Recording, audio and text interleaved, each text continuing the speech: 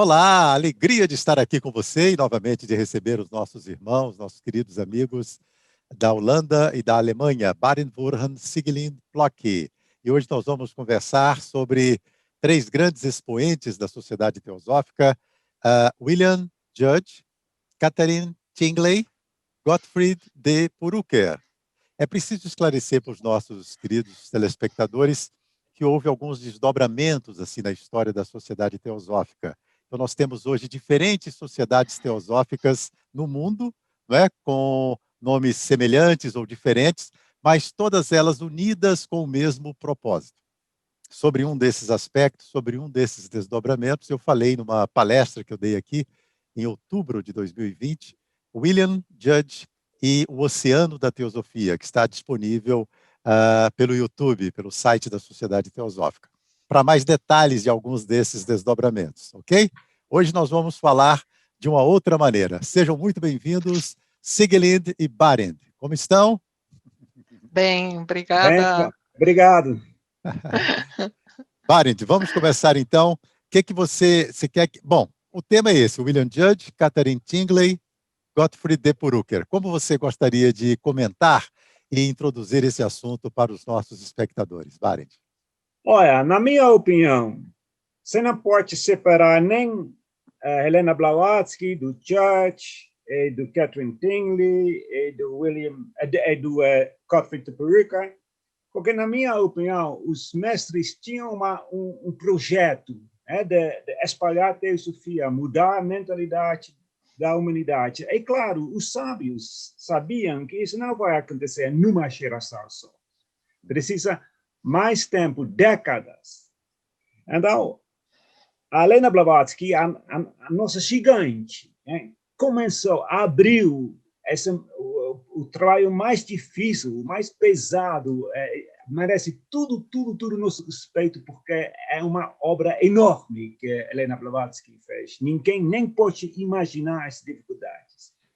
Agora, claro, ela não podia fazer tudo na vida dele. Fez muita coisa, mas não podia fazer tudo. Agora, na minha opinião, eu acho que a ideia dos teósofos do Ponte Loma tinha que seguir alguma coisa. Agora, William Grant Judge, ele já começou com a ideia de educação. Ele já começa com os círculos lotus, quer dizer, a teosofia para crianças. So, William Grant Judge, infelizmente, viveu só 5 anos depois da morte da Helena Blavatsky. Não tinha muito tempo de organizar tudo isso.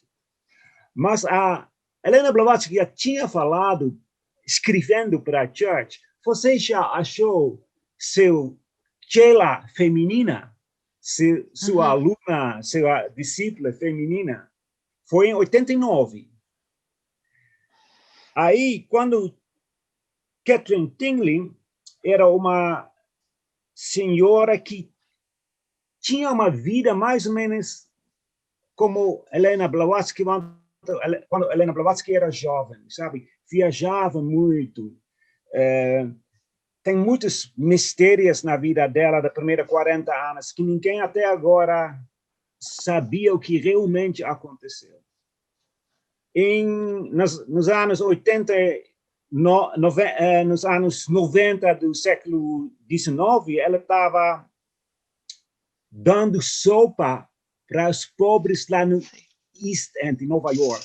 Tinha um greve lá, e o povo estava morrendo de fome, e ela tinha uma organização, Do Good Organization. E ela estava dando sopa para os pobres lá. Aí, em um certo momento, William Grant Judge chegou lá e estava olhando para ela. Voltou outro dia, estava olhando para ela. Aí ele fez contato com ela e ele falou da teosofia, etc. Então, Catherine Tingley, de um momento para o outro, ela sabia que isso que era a direção na vida dela, né? Então, quando Judge morreu, em 95, ela foi o líder da sociedade Ponte Loma, né? Agora ela mudou, em certo sentido, a filosofia, não a filosofia não, mas o político, né? Ela, em vez de... Porque Church tinha falado para ela, olha, para você o mais importante é ética. Não ensina teosofia técnica. Não ensina. Mas a ética. Então, ele trocou até o nome da sociedade, agora era Sociedade Teosófica e a Fraternidade Universal. Uhum. Aí ela tem tanta coisa interessante. A primeira missão dela foi a missão de paz. Ela foi para a Europa. Na Suíça, encontrou Gottfried de Perücker, que tinha, acho que, 20 e poucos anos naquela época. Ela disse que queria fazer uma escola em Califórnia. E ela disse que queria lá perto de San Diego, mas não pode porque é tudo do Estado. Aí Gottfried de Perücker, que morou lá num barco, ele falou para ela, olha, tem um ponto lá que não é do Estado, pode comprar, era Ponte Loma.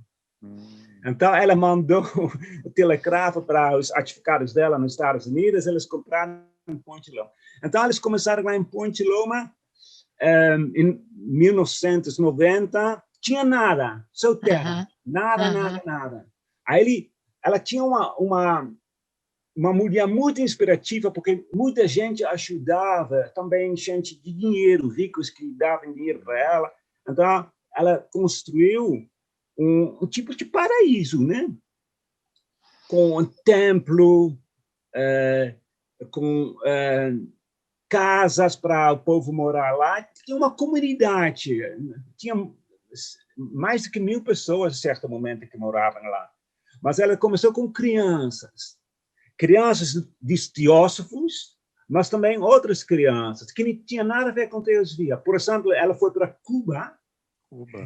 Muitos órfãos que tinha lá, sem pai, sem mãe, que também foram para Ponte Loma. Então, tinha classes de crianças de 1 ano, 0 ano, então, crescendo. Mas foi a disciplina que ela ensinou. Aí começou o sistema Raja Yoga de educação.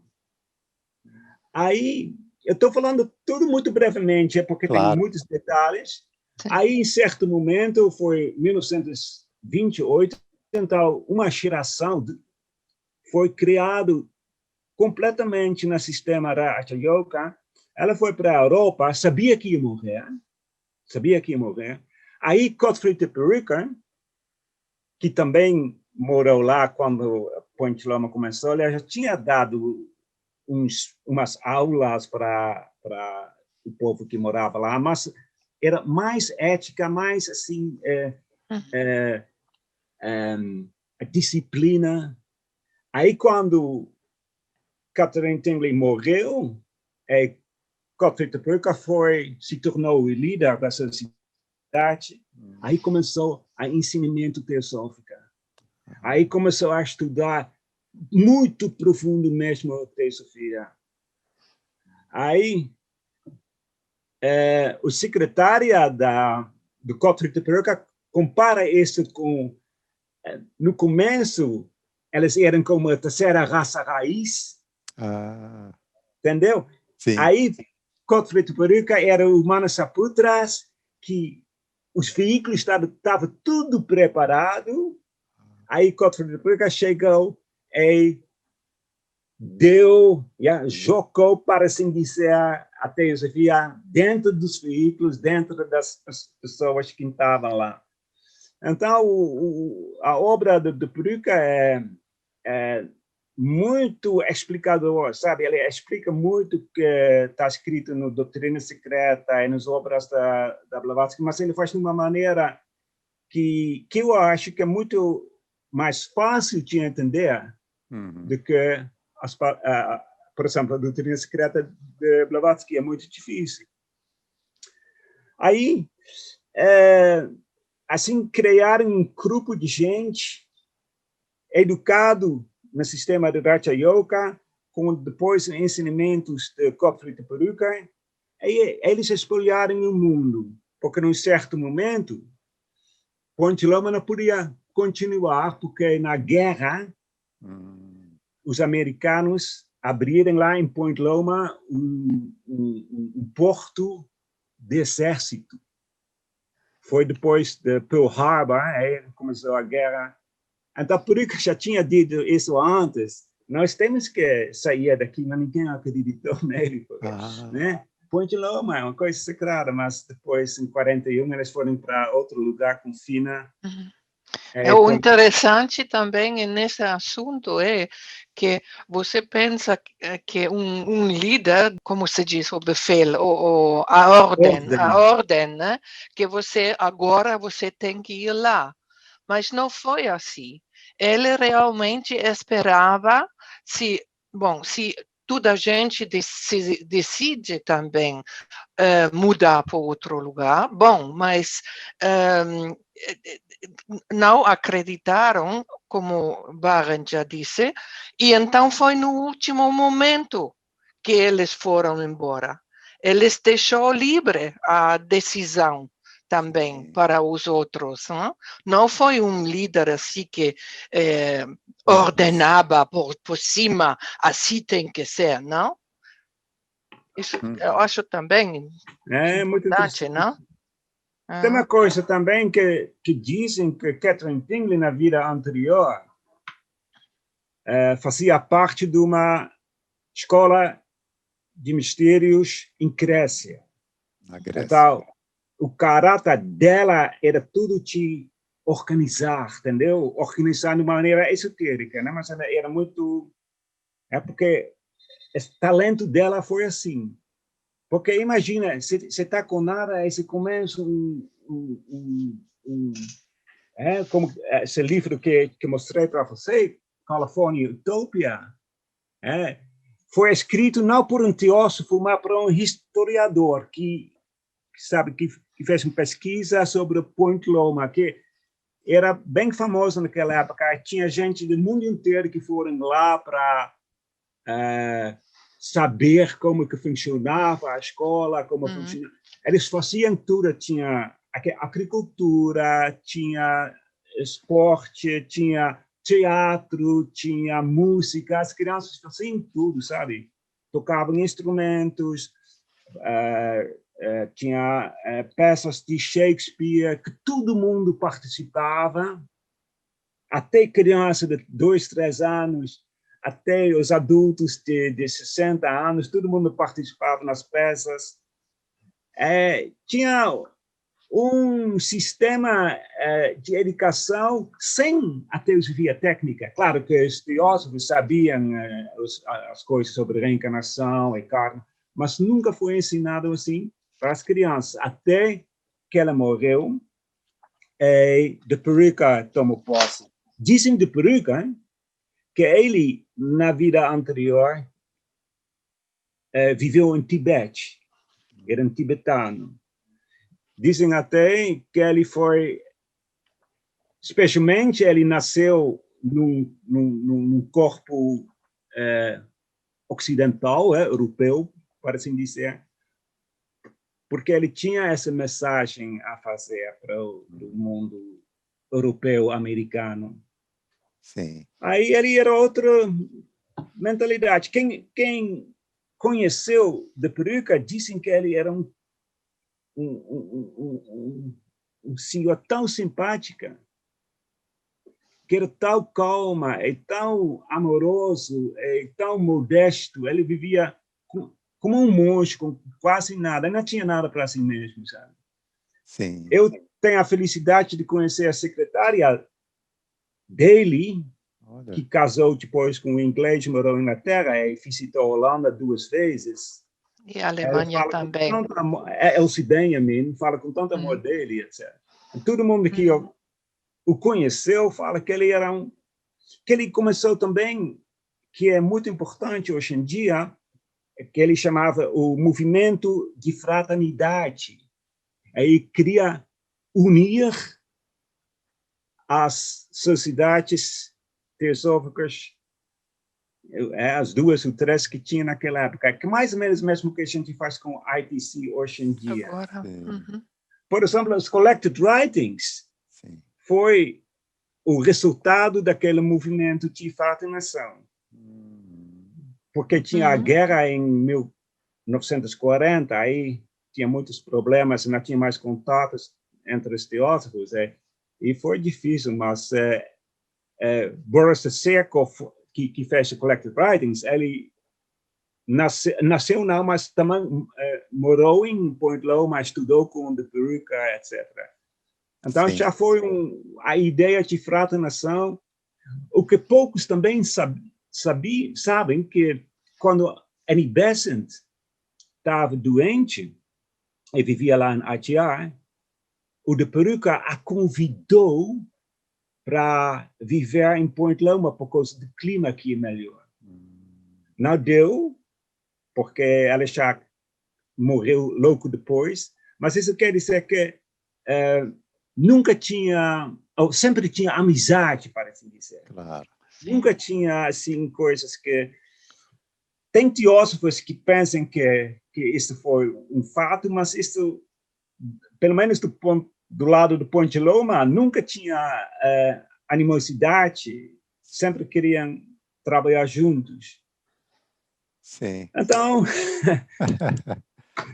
Vamos pontuar umas coisas aqui, Barend. Situar aqui para os nossos amigos espectadores. Então, o William Judge, ele nasceu em 1851 e morreu em 1896. Morreu 45 anos, bem novinho. Conheceu o HPB, ele tinha 24 anos, por aí. Catherine Tingley nasceu em 1847 e morreu em 1929. E o Purucker, 1874 e morreu em 1942. Né? Certo? Então, para a gente saber mais ou menos, ter uma ideia, né, do período que nós estamos falando. O Barend citou também Boris Desirkov, que era um sobrinho neto de HPB, que era também da Sociedade Teosófica em Point Loma, foi aluno de Catherine Tingley, né? Ele escreveu também um artigo, Catherine Tingley, como eu a conheci, que é muito inspirador também, não é? E ele é que iniciou junto com o Purucker e outras pessoas de outras sociedades, a Diara ajudou muito também, a ceder todo o material para os Collect Writings. São 15 volumes hoje, né? Todos os escritos de HPB que estavam espalhados pelo mundo, Boris Desirkov conseguiu essa façanha, né, heróica de reunir todo esse material que hoje está disponível aí no mundo. Collected Writings, de HPB. Muito bem. Alguns livros, Barend, você mostrou uma aí, Califórnia Utopia, qual é o autor, por gentileza? Greenwald, é o Emmett Greenwald. Tá. Emmett, eu tenho também esse livro, se você pode olhar bem agora. Sim. Emmett Greenwald, sim, deu para ver. É importante dizer que ele não é teósofo, ele nem sabia nada de teosofia. É um historiador. Ele trabalhava numa faculdade lá em Califórnia, ele fez pesquisa, o que era. Então, às vezes, quando eu leio esse livro, eu penso, mas ele escreve não como teósofo, porque às vezes ele não entende as coisas, mas é um relatório objetivo, então. Objetivo. Tem outro, Barend, vê se você conhece esse. É uma brincadeira, tá? Claro, é uma obra principal. Realmente, se você quer entender a doutrina secreta, você tem a chave na mão. Se entende muito, muito melhor se você pode ler isso. É um segredo, Fernando, mas eu posso revelar o segredo agora. Daqui a pouco vai ter em português. Esse livro, Fundamentals of the Esoteric Philosophy. Fundamentos da Filosofia Esotérica, Gottfried de Purucker. Que ótimo. Eu posso dizer que quem quer ler as obras de Catherine Tingley e do Gottfried de Purucker são em inglês, né? Pode ir para o site blavatskyhouse.org.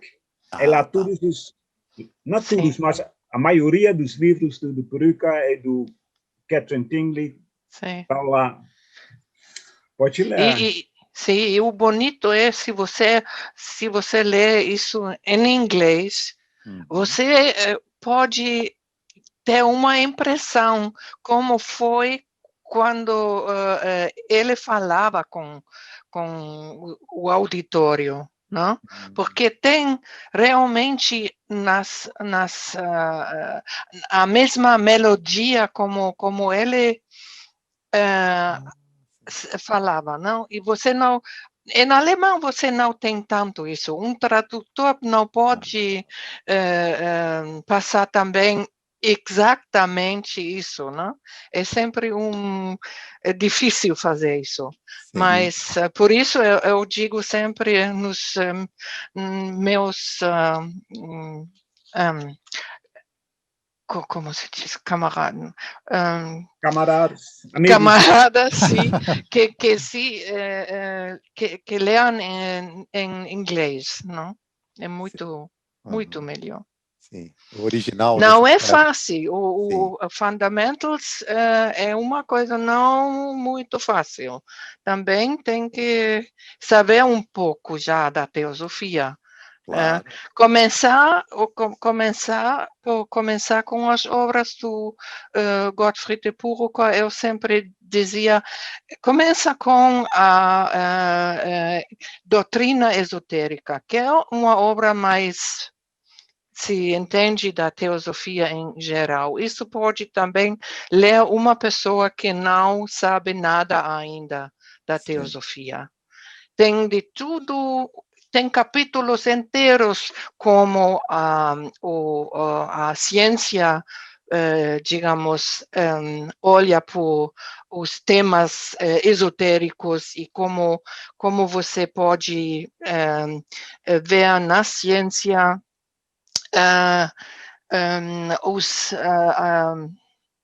bom, Barent, ajuda.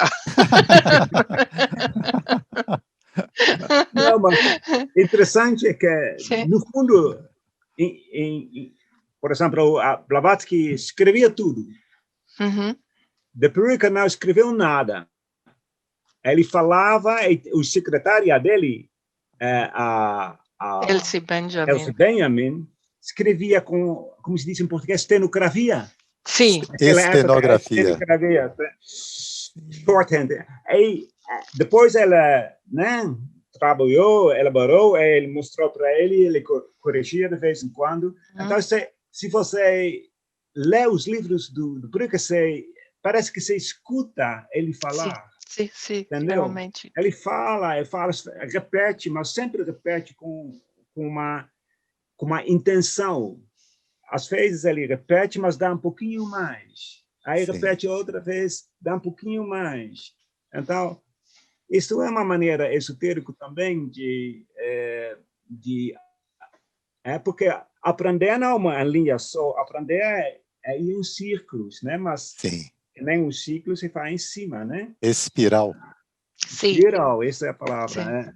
E você falou, Siglind, do livro é Doutrina Esotérica? É do Purucker? Sim. The Esoteric Doctrine. Esoteric Doctrine. Tá. Yeah, sorry. Isso é mais, digamos, realmente um pouco mais simples, não? Sim. Mas eu acho que em inglês é Esoteric Tradition. Tradition, sorry, yeah. Esoteric Tradition. Tradição esotérica. Tá, sim, ótimo. a tradição. Nós vamos colocando aí todos esses títulos, né, para aqueles interessados. Sim. Tá. E também depois se complementam as obras do Purucker. Não, a doutrina esotérica é, digamos, também para pessoas que não conhecem todavia nada da teosofia. Depois você tem os studies. Barent, Studies in Esoteric. E nessa obra ele explica temas bem difíceis, mas de uma forma que você entende Maravilhosamente Muito, sim, maravilhosamente simples, não? bem. E se você tem as 3 obras juntas, você tem uma imagem bem completa para seguir depois, não? Estudando. E em relação ao William Judge, falando de algumas obras dele, porque todos esses autores ainda são pouco ou quase não traduzidos no Brasil. William Judge, nós temos agora o Oceano da Teosofia, né, que já foi traduzido. Tem um livro do Robert Crosby, que depois criou, foi também de Point Loma, depois criou a LUT, né, a United Lodge of Theosophists, em 1909. Ele escreveu um também, respostas a perguntas sobre o Oceano da Teosofia, né?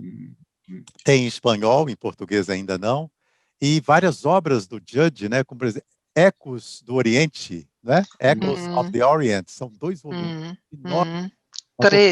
3 volumes das obras do Judge, né, de vários artigos, Sim. né? Quer dizer, é uma obra monumental. O Church, ele tinha a revista The Path, A senda, caminho, né? o caminho. Mas ele era praticamente o único autor. Então ele usava muitos nomes diferentes. Pseudônimos, né, Márcio? Por sempre. Agora, o Helena Blavatsky diz, porque ela tinha Lucifer em Londres, Lucifer. Ela diz, olha, Lucifer é Manas. The path is Buddhi. Lucifer é Manas, mais intelectual superior, mas the path is espiritual, Buddhi, né? Palavra em sânscrito. Agora, se você ler os livros de Catherine Tingley, você vai ver pouco teosofia técnica, mas você vê só a beleza ética. Porque a obra dela, porque naquela época a teosofia foi, eu posso usar a palavra, foi abusado também, né? Tinha tanta gente que queria da teosofia alguma coisa, eles pensavam que o ocultismo era fazer todos aqueles truques com mesas dançando, etc, etc, etc. Aí isso não tem nada a ver com teosofia, isso não é importante. Isso Blavatsky diz, Church, todo mundo diz isso. Agora, mesmo assim, se sempre atrai gente. Então, Catherine Tingley, a grande obra da Catherine Tingley foi que ela tinha que focar as ideias do povo na ética, na fraternidade universal, na educação. Ela fez muita coisa. Ela, por exemplo, lutou contra a pena de morte. Ela visitou tantas vezes cadeias, prisões, para ela criar um sistema mais humano. Ela lutou contra vivisecção, matar os animais, etc. Fazer experiência. Ela fez muito trabalho social. Sim. Entendeu? Essa foi porque ela queria mostrar que teosofia não é apenas estudar as doutrinas que são importantes, são bonitas, a gente precisa para elevar a mente e focar nas coisas espirituais, mas se fosse na prática, a teosofia não vale nada. Então, ela mostrava como tinha que praticar. As missões da paz dela eram, naquela época, tão impressionantes. Aqui na Holanda tinha um grande congresso de paz, quando o Palácio de Paz foi construído, no começo do século XX. Ela estava lá com as alunas da escola de Point Loma, da Raja Yoga. Ela fez um grande turnê na Europa, foi até na Índia para a mensagem de paz. Então, esse foi o trabalho dela também, que era não assim espetacular no sentido que ela dava ideias sobre a teosofia nova, ou explicava a doutrina secreta, mas que mostrava que é o valor prático da teosofia, que talvez seja até mais importante do que as ideias técnicas.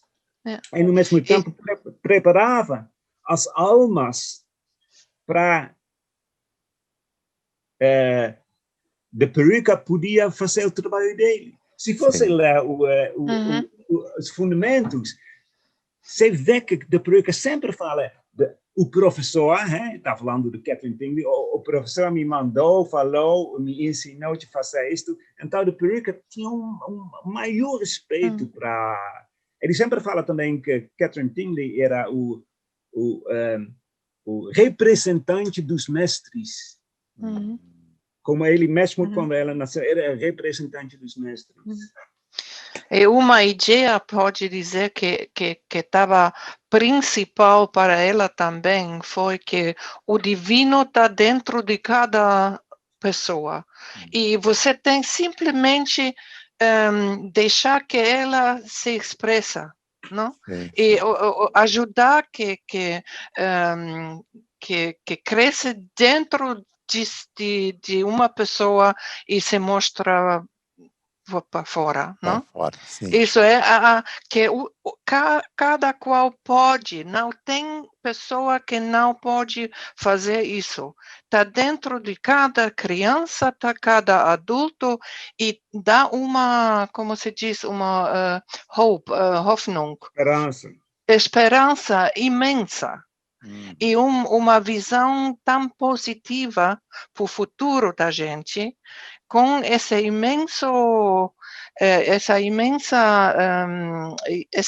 desejo de uma igualdade social também, de uma ajuda social. Isso foi um característico dela também, eu acho. Acho que são exemplos. Interessante também quando Catherine Tingley começou tudo, tinha muitas regras. Por exemplo, durante o jantar e almoço, ninguém falava, fica silenciosa. Ela diz, silêncio é a comida para a alma. Tinha muitas nacionalidades, mas tinha Primeira Guerra. Alemanha, França, Holanda, Suécia. Então, ela disse, melhor não falar sobre política. Claro. Quando ela morreu em 29, aí, de peruca tomou posse, ela liberou tudo. Ela disse, pode falar, pode fazer, mas aí foi mais difícil para todo mundo. Porque agora eles tinham que mostrar que realmente aprenderem as lições de Catherine Tingley, entendeu? Sim. É que nem um chela que no começo ele tem que, o mestre fala, não faz isso, mas depois o mestre não diz nada. Sim. Que nem quando Jesus foi crucificado, ele diz, Pai, afasta esse cálice, me deixa. Então, neste momento, ele tinha que mostrar que realmente ele mudou. Sim. Então, se você ver Catherine Tingley e a peruca junto, como se fosse uma unidade, você entende por que aconteceu isto. Porque quando a peruca chegou, os alunos, que eram 20, 30 naquela época já, tinham que mostrar realmente que aprenderem as lições. Sim, e não aprenderem só uma rotina, não? Como se tem que comportar, mas tinham aprendido, entendido qual é realmente a razão por que você se comporta assim. Porque, por exemplo, despertar da manhã e ir primeiro para fazer uma meditação, um silêncio na natureza, depois voltar silenciosamente para fazer o pequeno almoço e depois fazer os trabalhos lá, tudo num estado quase meditativo, fazendo todos os deveres. Você entende que essa atitude realmente te ajuda a entender melhor as coisas. Então, não é uma rotina pura, mas é uma coisa totalmente diferente. E isso que o Barendt disse que depois que Gottfried de Purucker deixou tudo isso livre, você mesmo tinha que pensar, agora o que faço? Vou falar? Não vou falar. Como é o melhor, né? Discernimento. Você entende muito bem como os alunos cresceram com isso também. Sim. Que eles depois deixou totalmente livre tudo. Hein? Sim. Muito bom. São princípios de fraternidade, de união, de cooperação, como o Barendt lembrou também, estão voltando já há algumas décadas ou muitas décadas, né? Várias sementes são colocadas nesse caminho, e o ITC, o International Theosophy Conferences, vem fazendo esse trabalho, congregando membros de todas essas sociedades, justamente sob esses mesmos princípios, né, de fraternidade, dos ensinamentos dos mestres de HPB, de seus sucessores, todos que estão conectados com essa chama divina. E para terminar, meus queridos amigos, além de agradecer, não é, todos esses esclarecimentos, eu vou ler um trecho aqui, escrito pelo Purucker. Ele diz assim: somos governados por uma grande hierarquia, o cosmos, o universo, que, embora seja uno, é formado por vários degraus ou graus de seres com consciências e intelectos de muitos tipos diferentes, nos quais a vida se manifesta. Eles estão interconectados, interrelacionados e ordenados, e trabalham juntos como um todo para um objetivo comum. Esse trecho está no Fundamentos, que o nosso querido Barendt já começou a traduzir. Olha só, traduzindo para o português, viu, Siglindo? Fundamentals. E o Jairo Cavalcante está continuando esse trabalho, mas depois a gente fala sobre isso, certo? Certo. Muito obrigado, Siglindo. Obrigado a você, Fernando. Obrigado, Barendt. Muito obrigado também por poder expressar tudo que temos dentro de nós, Barendt? Com tanta alegria. Isso. Sim, aunque, bom, não é num português tão perfeito, mas se entenderam. A linguagem da alma. E aos Sim. espectadores também, muito obrigado pela companhia e até o próximo Cá Entre Nós. Cá entre nós, assim que eu vejo você, amigo desses que não dá pra perder. Tem música no ar, histórias pra contar. Porque na vida a gente quer se conhecer.